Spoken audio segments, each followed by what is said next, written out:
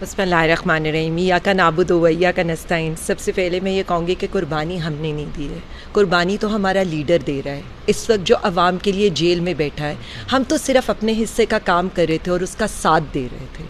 और बाकी इस वक्त जो मेरी ज़िंदगी का मकसद है, 15 महीने 4 दिन जेल में रहने के बावजूद और इतने MPOs, इतने केसेस के बावजूद एक ही मकसद है, वो है इमरान खान साहब की रिहाई और उनको प्राइम मिनिस्टर पाकिस्तान दोबारा बनाने के लिए कोशिशें करना। That's it. और बाकी सारा कुछ मैं ये समझती हूँ कि ये आइन के लिए था, इस पाकिस्तान के लिए था, हमारी आइंदा आने वाली नस्लों के लिए था। ये सब कुछ, ये किसी पे कोई एहसान नहीं था।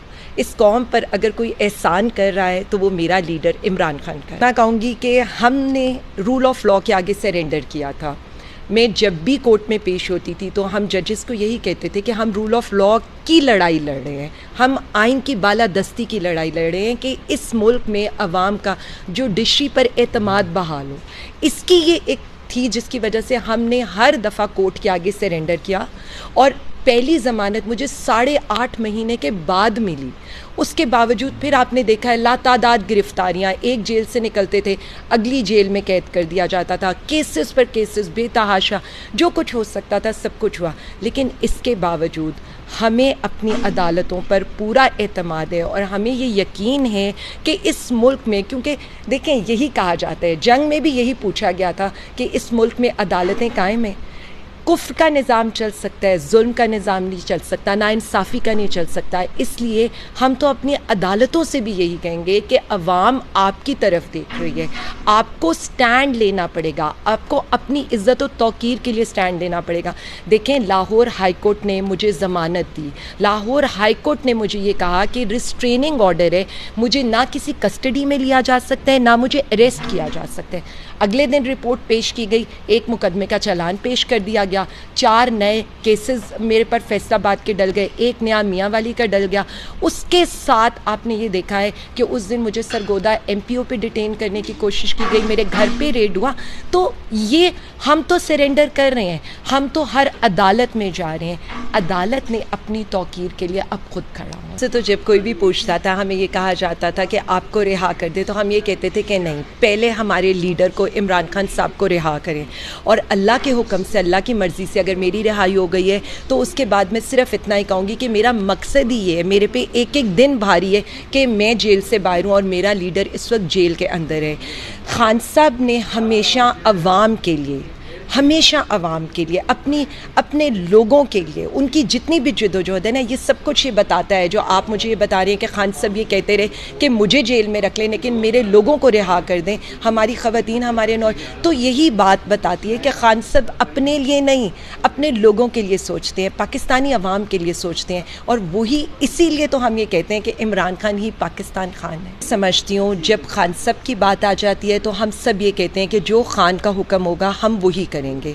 और मैं ज़ाती तौर पर तो इस बारे में कुछ नहीं कह सकती क्योंकि मुझे कुछ पता नहीं है कि क्या हालात थे, क्या चीज़ें थी। लेकिन मुझे ये पता है कि खान साहब ने अगर ये फ़ैसला किया है, अगर खान साहब ने ये फ़ैसला किया है तो उन्होंने बहुत सोच समझ कर ये फ़ैसला किया है। और ज़ाहिर है पाकिस्तानी अवाम सिर्फ खान साहब की तरफ देख रही है। लेकिन कल के इस सारे एपिसोड के बाद एक तो बात साबित हो गई है, ताकत का मरकज़ इमरान खान है और 25 करोड़ अवाम इमरान खान साहब के पीछे खड़ी है। जेल में बैठा हुआ एक शख्स, उसके लिए अवाम भी बाहर निकलने को तैयार है, मैंडेट भी उसके पास है और अवाम उसके लिए जान की बाजी लगाने के लिए भी तैयार है। और हुकूमत वक्त को अगर मिन्नतें तरले करने पड़े तो कैदी नंबर 804 यानी इमरान खान साहब के ही करने पड़े। और आप ये देखें कि अपनी अवाम के लिए, पाकिस्तान के लिए वो फिर भी एक कदम पीछे हट गए। अब बाकी लोगों के लिए भी ये सोचने का मकाम है, जो अपने अवाम का और पाकिस्तान का इतना खैर ख्वाह है, उसे जेल में रख कर कुछ हासिल सुने। मैं तो सिर्फ उनसे ये कहना चाहूँगी कि मैंडेट चोरी करके आप लोग इक़्तिदार में तो आ गए हैं, अवाम का साथ आप लोगों के साथ बिल्कुल नहीं है। बेसिकली 9 मई को 9 मई का चूरन बेचकर जो आप पाकिस्तान तहरीक इंसाफ और इदारों में तसादुम की कोशिश करें ना, वो होने नहीं वाला। और आपके पास बेसिकली अवाम के रिलीफ के लिए कुछ भी नहीं है। अगर आपको इस वक्त पीटीआई का पीछा छोड़कर, बाकी सारी चीज़ें छोड़कर आपको इस वक्त अवाम के रिलीफ की बात करनी चाहिए। आप ये देखें, अवाम इस वक्त खुदकुशियाँ करने पर मजबूर है। महंगाई के हालात इस वक्त क्या हैं, यहाँ पर बेरोज़गारी के हालात क्या हैं। लेकिन मरियम साहिबा, क्या मैं अगेन यही कहूँगी कि वो क्या पूरी हुकूमत वक्त इस वक्त उनके लिए सिर्फ पीटीआई पीटीआई पीटीआई। आप कोई टॉक शो देख लें, वो पीटीआई से शुरू होता है, कोई प्रेस कॉन्फ्रेंस देख ले, पीटीआई से शुरू होती है।